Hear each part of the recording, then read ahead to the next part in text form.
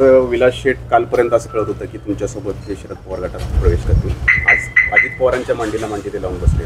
नेमकं तुम्हाला हे कधी कळालं की ते तिकडे गेलेत? आमची काल चर्चा झाली सविस्तरपणे सगळ्या विषयावरती आणि त्यांनी कालच या गोष्टीची आमची चर्चा झाली तर त्याच्यात कल्पना दिली होती त्यांनी की उद्या त्या बैठकीला जाणार आहेत. त्याच्यामुळे हे आमच्यासाठी म्हणजे आश्चर्याची गोष्ट नाही आहे आणि ते जरी बैठकीला गेले तर 100% मला खात्री आहे की ते आगामी विधानसभेच्या दृष्टीने माझ्याबरोबर राहणार आहेत. आणि त्याच्यामुळे या मतदारसंघामध्ये आम्ही ज्या भूमिकेतनं हा मतदारसंघ आज लढवतो आहे, आमची जी भूमिका आहे सगळ्या महाविकास आघाडीच्या कार्यकर्त्यांची की विद्यमान आमदारांच्या माध्यमातून जे काही 10 वर्ष या भोसरी विधानसभेमध्ये अधोगती झाली आहे, पिंपरी चिंचवड महापालिकेमध्ये जो भ्रष्टाचार झाला तो थांबवण्याची वेळ आली. त्याच्यामुळे परिवर्तन आम्हाला या विधानसभेमध्ये करायचं आहे. परंतु विलास लांडे नेमके कोणत्या पक्षात आहेत, शरद पवार की अजित पवार? नाही, आज तर ते तिथं आहेत, परंतु कालांतराने त्यांची भूमिका स्पष्ट होईल. परंतु उमेदवार म्हणून ते निश्चितपणे महाविकास आघाडीच्या मागे उभे राहतील.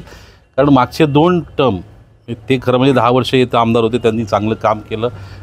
मागच्या वेळेससुद्धा त्यांना पराभवाला सामोरं लागलं, त्याच्या आधी पण सामोरं जावं लागलं. त्याच्यामुळं ती मनामध्ये खंत त्यांच्या पण आहे, आमच्या सगळ्यांच्या मनामध्ये. आणि ज्या काही आश्वासनं त्यावेळेस निवडून येणारे आमदारांनी ते एकही आश्वासन पूर्ण केलं. उलट प्रचंड भ्रष्टाचार या पिंपरी चिंचवड महापालिकेत आणि भोसरी विधानसभेत झाला आहे. तुम्ही कुठलाही भाग, चिखली बघा, तळवडे बघा, मोशी बघा, चरुली बघा, सगळ्या भागामध्ये अतिशय बकालपणा आलेला. त्याला विद्यमान आमदार जबाबदार. त्याच्यामुळे आमची सगळ्यांची भूमिका एकच आहे, यावेळेस परिवर्तन करायचं. परंतु विलास लांडे आता महायुतीत आहे, तुम्ही महाविकास आघाडीत आहे, संभ्रम निर्माण झाला यामुळे? नाही, बिलकुल संभ्रम नाही आहे. तुम्हाला काही आगामी काळामध्ये चित्र स्पष्ट होईल. ते 100% महाविकास आघाडीच्या पाठीशी उभे राहतील.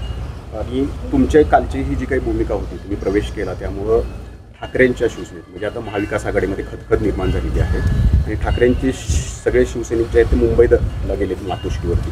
याचा काही फटका तुम्हाला बसेल? नाही, त्यांचा तो अधिकार आहे. शेवटी महाविकास आघाडीमध्ये जे काही पक्ष आहेत प्रत्येक पक्षाला वाटतं की आमच्या उमेदवाराला संधी मिळाली पाहिजे आणि ते काही वावगं नाही.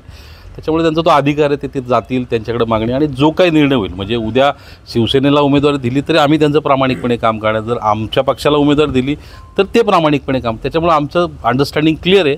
आम्हाला एकच काम आहे की या विधानसभेमध्ये परिवर्तन घडवायचं. 1.5 महिन्यापूर्वी तुम्ही जो काही प्रचार केलेला होता त्याच प्रचारावरती त्यांनी बोट ठेवलेलं आहे की तुम्ही 1.5 महिन्यापूर्वी महायुतीचा प्रचार केला आणि आता तुम्ही महाविकास आघाडीत येऊन इच्छुक आहात तुतारीचा प्रचार करण्यासाठी. आणि याच अनुषंगाने त्यांनी तुमचे आत्ताचे खासदार, आता अमोल कोल्हे तुमचे खासदार झाले, त्यांचा जो जनता दरबार होता तो या ठिकाणी रद्द करायला त्यांनी माझ्या माहितीप्रमाणे जनता दरबार खासदारांनीच त्या ठिकाणी त्यांच्या काही वेगळ्या कामानिमित्त रद्द केलेलं आहे. दुसरी गोष्ट, आम्ही दादांबरोबर जायचं जेव्हा ठरलं म्हणजे राष्ट्रवादीचे जे कार्यकर्ते आहेत पिंपरी चिंचवडमधले सगळ्या कार्यकर्त्यांनी दादांबरोबर जायचं ठरलं. शेवटी दादा आणि पवारसाहेब आमच्यासाठी वेगळे कधीच नव्हते आणि कधीच नसणार आहेत आणि सगळ्यांच्या मनामध्ये त्यांच्याविषयी प्रचंड आदर आहे.